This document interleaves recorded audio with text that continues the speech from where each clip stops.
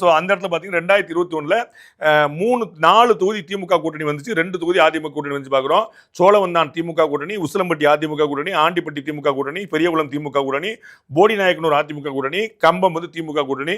இது 6 தொகுதிகள் வந்து கடந்த முறையில் 4 வந்து திமுக. ஒரு காலத்தில் தேனிங்கிறது ஒட்டுமொத்தமாகவே அதிமுகவுடைய கோட்டையாக இருந்துச்சு. தங்க தமிழ்ச்செல்வன் போனார், ஓபிஎஸ் போனார், பலர் வந்து மாறி மாறி போகும்போது அது திமுக கோட்டையாக மாறி 6 தொகுதியில் வந்து அந்த பக்கம் நிற்கிறத பார்க்குறோம். 6 தொகுதியில் 4 தொகுதி திமுக கூட்டணிக்கும், 2 தொகுதியில் மட்டும் அதிமுக கூட்டணிக்கு இருக்கிற பார்க்குறோம்.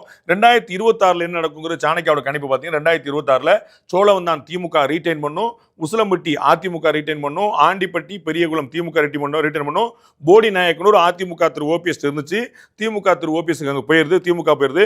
ஸோ கம்பம் வந்து திமுக ரீடைன் பண்ணிடுது. அப்போ பார்த்தீங்கன்னா 4:2 அப்படின்னு கடந்த முறை 2020 இருந்துச்சு.